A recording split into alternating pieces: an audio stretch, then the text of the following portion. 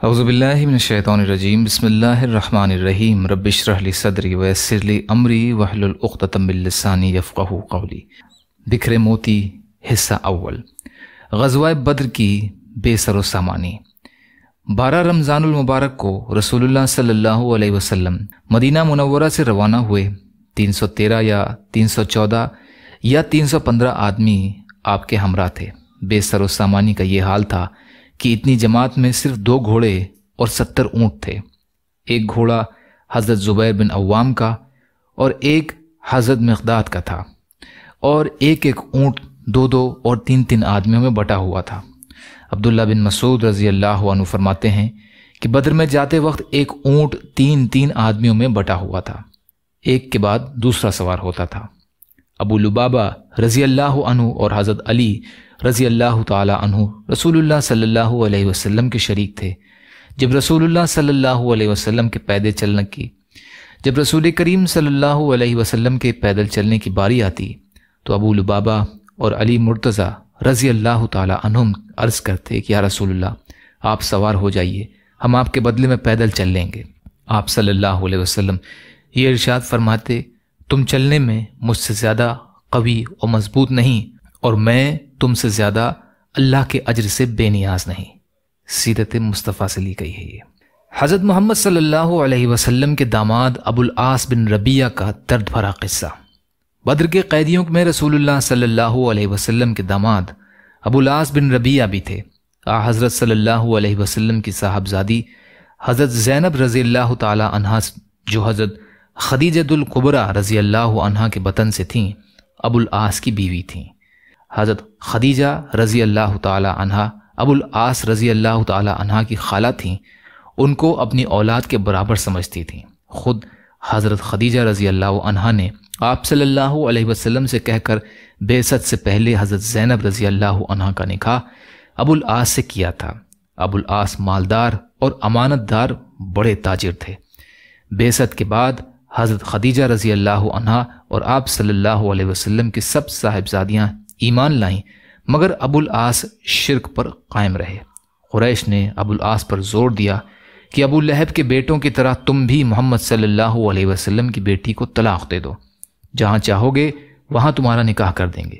لیکن ابو العاص نے صاف انکار کر دیا اور کہہ دیا کہ زینب جیسی شریف عورت کے مقابلے میں دنیا کی کسی عورت کو پسند نہیں کرتا۔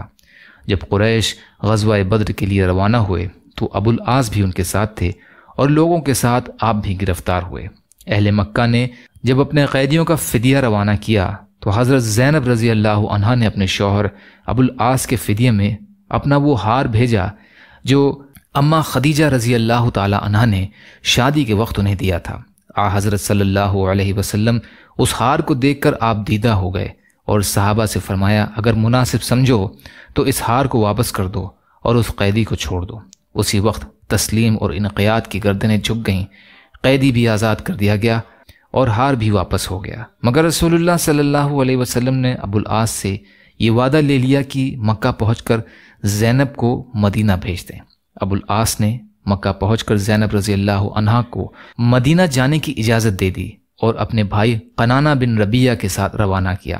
کنانہ نے ٹھیک دوپہر کے وقت حضرت زینب رضی اللہ عنہا کو اونٹ پر سوار کیا اور ہاتھ میں تیر کمان لی اور روانہ ہوئے۔ آپ صلی اللہ علیہ وسلم کی صاحبزادی کا سب کے سامنے مکہ سے روانہ ہونا قریش کو شاک معلوم ہوا، چنانچہ ابو سفیان وغیرہ نے زیتواں میں آ کر اونٹ کو روک لیا اور یہ کہا کہ ہم کو محمد صلی اللہ علیہ وسلم کی بیٹی کو روکنے کی ضرورت نہیں، لیکن اس طرح اعلانیہ طور پر لے جانے میں ہماری ذلت ہے۔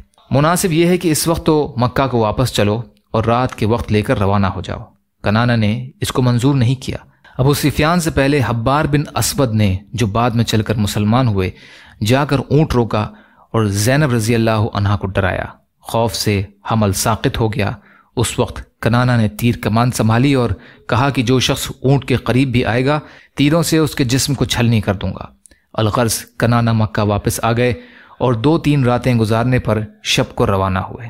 ادھر رسول اللہ صلی اللہ علیہ وسلم نے زید بن حارثہ اور ایک انصاری کو حکم دیا کہ تم جا کر مقام بطن یا جج میں ٹھہرو، جب زینب آ جائیں تو ان کو اپنے ساتھ لے آنا۔ یہ لوگ بطن یا جج پہنچے اور ادھر سے کنانہ بن ربیعہ آتے ہوئے ملے۔ کنانہ وہیں سے واپس ہو گئے اور زید بن حارثہ اپنے ساتھی کے ساتھ صاحبزادی رسول صلی اللہ علیہ وسلم کو لے کر مدینہ روانہ ہوئے۔ غزوہ بدر کے 1 ماہ بعد مدینہ پہنچے۔ صاحبزادی آپ صلی اللہ علیہ وسلم کے پاس رہنے لگیں اور ابو العاص مکہ میں مقیم رہے۔ فتح مکہ سے پہلے ابو العاص تجارت کی غرض سے ملک شام روانہ ہوئے۔ چونکہ اہل مکہ کو آپ کی امانت و دیانت پر اعتماد تھا، اس لیے اور لوگوں کا پیسہ بھی تجارت میں شامل تھا۔ شام سے واپسی پر مسلمانوں کا ایک دستہ مل گیا اور اس نے تمام مال و متاع ضبط کر لیا۔ ابو العاص چھپ کر مدینہ حضرت زینب رضی اللہ عنہ کے پاس آ پہنچے۔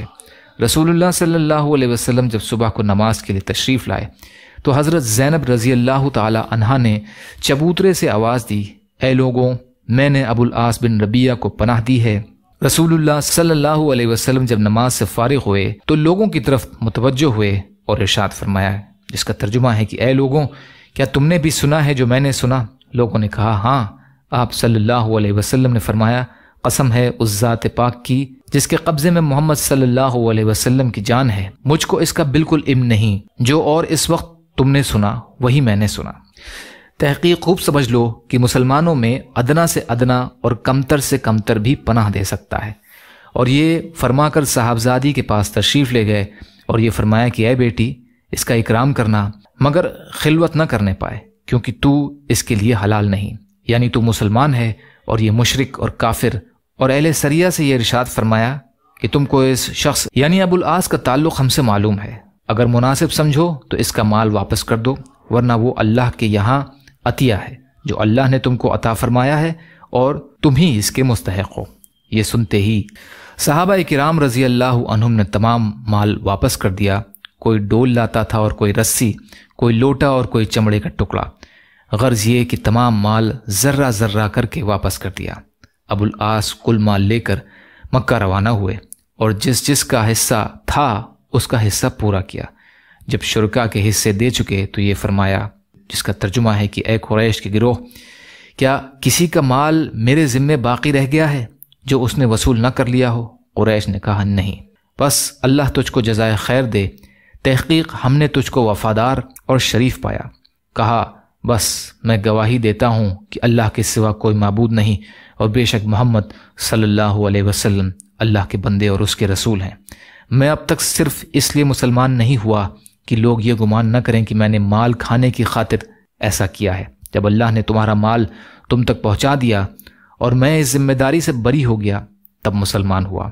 اس کے بعد ابو العاص رضی اللہ عنہ مکہ سے مدینہ چلے آئے اور رسول کریم صلی اللہ علیہ وسلم نے پھر حضرت زینب رضی اللہ تعالی عنہا کو آپ کی زوجیت میں دے دیا۔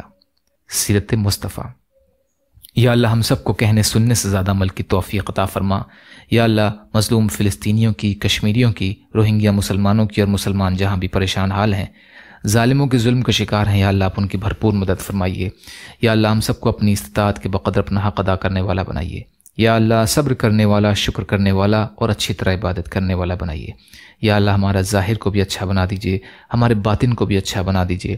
یا اللہ بغض، حسد، جلن، کینہ، تکبر، ریاکاری سے ہمیں پاک کر دیجیے۔ ربنا تقبل منا انک انت السمیع العلیم برحمتک یا ارحم الراحمین۔ لا الہ الا اللہ محمد رسول اللہ۔ السلام علیکم ورحمۃ اللہ وبرکاتہ۔